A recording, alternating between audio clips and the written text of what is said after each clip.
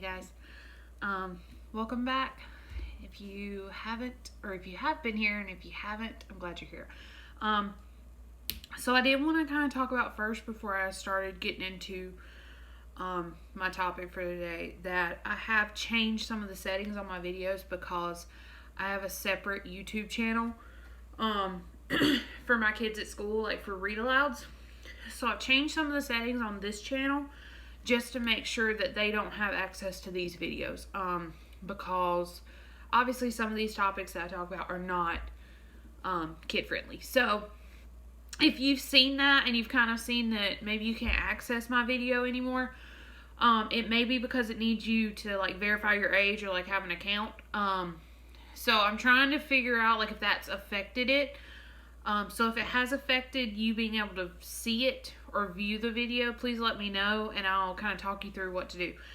So anyway, getting into what I want to talk about today. And I changed the name. So originally my channel was just my full name. But because the other channel is with my school account, my school email account, and that's under my name, I changed this one just to make sure that videos wouldn't pop up for the kids when they're watching the other ones. I changed it one time, but this morning like something just hit me and I wasn't happy with that name. So I've changed it now to the Nonlinear Recovery of Jessica, because ever since I've seen the things talking about how recovery, progress, anything is not linear.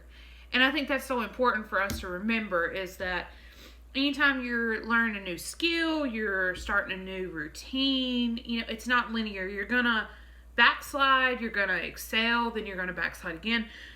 And I think it's just really important for us to remember that like recovery from depression, anxiety, any kind of mental disorder, any kind of, even recovery from just like breaking a leg, like it's not linear. You're gonna have good days, you're gonna have bad days. So I thought Nonlinear Recovery of me, or of Jessica, was kind of cool, because this isn't just a channel about my mental health, but it typically is.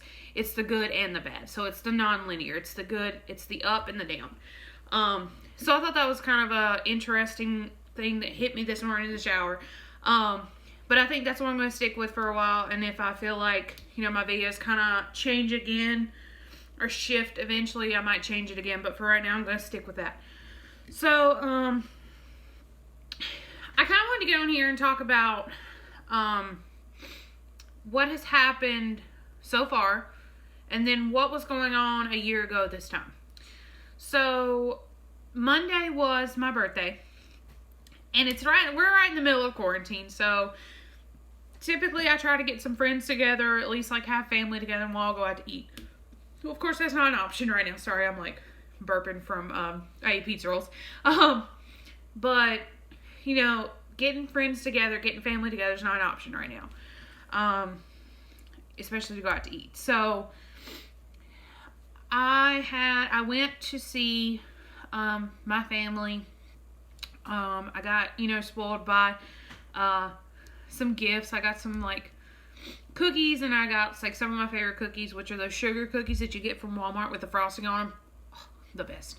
I got some flowers.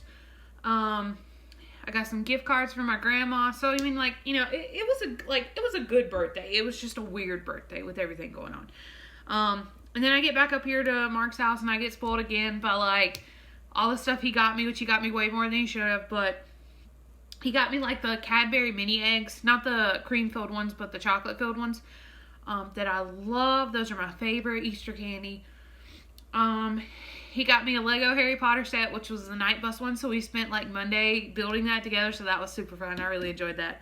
I got, what else he got me, Animal Crossing for the DS. It's, like, an older one, but we don't have a Switch, so that was the closest we could get to the new one, which I'm enjoying playing that too, so it's okay. He got me some canvases, he got me calligraphy pens, and he got me a calligraphy, like, hand lettering book, which I'm pretty excited for, because I've been doing a lot of hand lettering, just kind of, like, looking up hand lettering alphabets, and then, like, using that and just copying what I see on the screen onto the page, like, to just kind of practice some different styles and fonts. But I'm kind of excited to see how the calligraphy like pins right in comparison. So I'll probably try to start that soon, but it was a pretty good birthday. It was just, like I said, it was just kind of weird. So, you know, I guess turning 26 in the middle of quarantine doesn't happen all the time. So, or turning 26 in the middle of a pandemic. So anyway, but I thought I'd catch you up on that. So it was a pretty good birthday. I'm officially 26 now. Nothing feels any different. I feel like once you get past like your 21st birthday, everything's just another birthday. But anyway, so my main point of the video today was kind of talk about what was going on a year ago at this time. So this has kind of been in my mind for a few days because of my friend James. Now, James will tell you his story if you ask, so I know he doesn't care for me to share this story and to share his, like, my perspective of his story. But it's a little difficult for me, so just bear with me as I try to talk about it. But I've talked about James before, and most of you probably know that James is like my best friend in the world. James we met in our freshman year of high school, and we were friends from the beginning.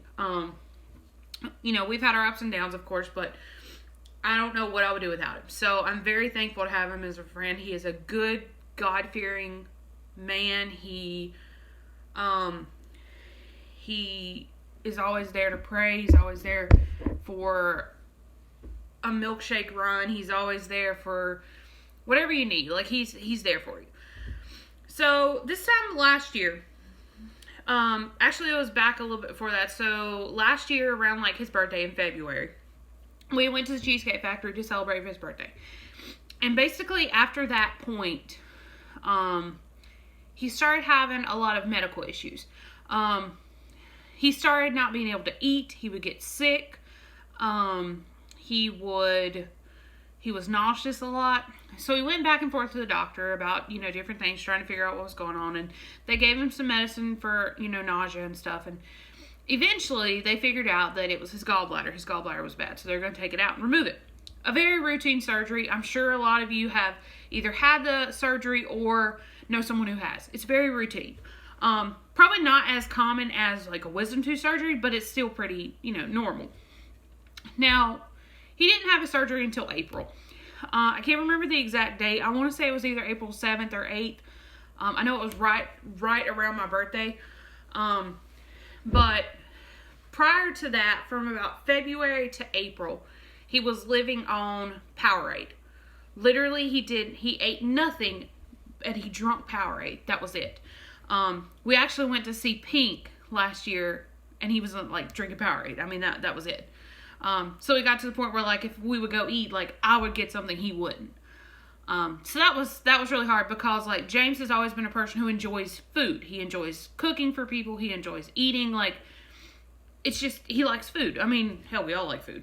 But it was very odd to see how, like, weak he had gotten. But the good thing was, I mean, he was going to have surgery, so everything was going to be fine. Unfortunately, due to complications from this surgery, things took a downward spiral very quickly. He came out of surgery, and I didn't see him until about a week later. And he was very depressed, I felt. He was kind of laying around, wasn't really doing much. And I thought, okay, you know, like, that's understandable. Like, it's not a cure-all automatically thing. Like, your body has to readjust not having a gallbladder. And, you know, I thought, okay, maybe he's just, you know, it's not one of those things where you're going to wake up and you're going to be fine. You know, so he was doing okay. He was just depressed. And I thought, okay, he'll be all right. You know, like, he'll bounce back. He's James. He's always bounced back. He's always a very positive person. He deals with anxiety, but, I mean, you know, it doesn't really affect him as much as, like, it affects me. So I thought, okay, he'll be fine. Things just kept getting worse. He started to get to where he couldn't get out of the bed. Not that he was choosing not to. He couldn't get out of the bed. It got to the point where he couldn't walk at all. he was out of his head.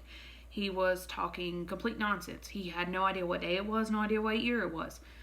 He had no idea. He knew, like, people, like, he knew his family, he knew, like, me, knew our friend Liz, but he didn't know completely what was going on. So, that's when things started to get very scary. He refused to eat. So, he was in and out of the hospital multiple times with all this, and they couldn't figure out what was going on. They were like, well, you know, he could have MS. Okay. He could have had a stroke, which, talking to him, it seemed like it was possible he had a stroke. Any of these things, well, they eventually narrowed down everything. And they really didn't know what had happened. Before he had went in to the hospital about it being possible MS or a stroke, I had went to his house to see him because I hadn't heard from him, and, like, he wasn't responding on his phone because he didn't really know how to do that. So he wasn't texting or anything. So I went by his house, and he's laying on the couch, and he's asleep. And, like, he's just asleep. And his dad tried to wake him up, and, like, he was just like, okay. Like, his dad was like, Jessica's here. And he's like, okay. He wasn't eating. Even after the surgery, he wasn't eating. So I sat there with him for a while, and, like, he finally woke up, and I sat down on the floor. He was laying on the couch, and I sat down on the floor, and, I tried to talk to him, tried to help him, to get him to talk, to kind of get his mind going a little bit, because I thought maybe, he's just not got that, he's not been working his brain, so, like, let's help him work his brain, because, of course, he's not working at this point. And if y'all know him, you know he's a teacher. And, if you've been around a teacher or know a teacher or you do teach yourself, you know that your mind's constantly going. And then when that stops, like, that affects you. So I was trying to talk to him about different things, and he hadn't ate in days. So I sat and I was able to get him to eat. I mean, it got to the point where, like, I spoon fed him because he's my best friend. I'm not going to leave him stranded and not let him eat. So I forced food down his throat, basically, with love. But anyway, so it went downhill again from there, and he did end up back in the hospital, and they ran multiple tests, MRIs, CAT scans, everything, and they found out it wasn't MS, it wasn't stroke, which is not, that's good, but that's not explaining anything. And they eventually they still don't really know what happened. But it got to the point where his mind was messed up. He was very forgetful about things that you would just say. He would tell you the same thing multiple times, and not realize he had done it. It was a very hard time. And even it being a year, like, still thinking back on that and knowing that this is about the anniversary of his surgery, knowing the things that he went through last year, it's a very weird time. Like, it's like, I'm glad that it's my birthday. Like, it was my birthday, but knowing what's with that is really hard. It had gotten to the point where I thought that I wasn't going to have my best friend anymore. And we were all a little bit afraid that he was going to die, because just as bad as it was. And even if he didn't die, the friend that I knew, the James that I knew, was going to be gone. Because talking to him, he wasn't the same person. He was like in a little fog. And I thought, he's going to die. And I really thought a year ago to this day that I would not have him anymore. And that was really hard.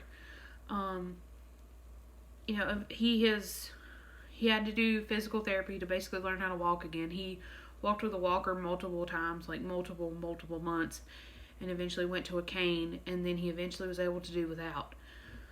But seeing your friend, who has always been a strong, confident Christian person, go as low as not being able to walk anymore, and not even being able to remember something you just told him, was such a eye-opening experience, like, for me. And hearing him now just talk about it, like, he's been struggling a lot these past couple days because of the anniversary of it. And I can only imagine how it's feeling for him because I know how it's affecting me. I lay there in the bed last night and I could not sleep. And I just started praying to give him peace because I knew that it's around that time and it was such a scary moment. And it was like this time last year, we thought, man, this is going to fix everything. Like this is, he's going to be fine. He's going to be great. And then this happens and it's like he lost every bit of himself. I mean, and I'm very, very thankful. Please don't get me wrong. I'm so thankful that he's still here. I'm so thankful that he's back more to normal than he was. I don't think he'll ever completely be the same person again, but he's much better than he was a year ago. He's able to eat now. Thank God. Like, us being able to, go out to eat again is such a blessing because that was something that we always did, once, a day. Not once a day, but, once every week, usually on a weekend. We would go eat, and then we'd go to the bookstore. We would go to the movies or something, but, having that ripped away from you and you not really knowing if your friend's going to, be alive the next second, that was hard. And just from complications of a routine surgery. We still don't know what really happened, but all I know is that I'm very thankful that he's still here a year later and that I'm able to kind of share this video and, let him know that I am very glad he's still here. So James, if you watch this, I'm so thankful that you're here. I pray for you during this time. And those of you that are watching, if you pray or you meditate or anything that you do, send some positive vibes his way. Send some prayers his way. Just know that this is a hard time for him. It's a hard time for all of us that had to go through it. But the good thing is he's better now. So this is a weird time, I guess. Not only with the pandemic and not only with the quarantine going on, but then having that as well kind of thrown onto you. It's tough. So I'm just very thankful that we are where we are today.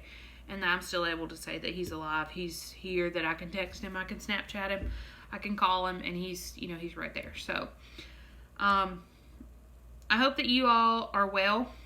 I know that this is a weird time for everyone. I hope that you guys are hanging in there, doing the best you can. Just know that we're all struggling, we're all paddling, and we're all just trying to figure it out. So, thank you guys for listening. Let me know if there's any issues with seeing my videos now that I've changed some settings. Yeah. So you guys have a good day. There's something else I was going to say. I guess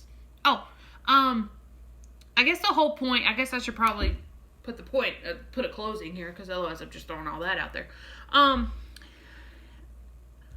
think it's just maybe perspective is, while all this is going on, let's put things into perspective that, we're all struggling.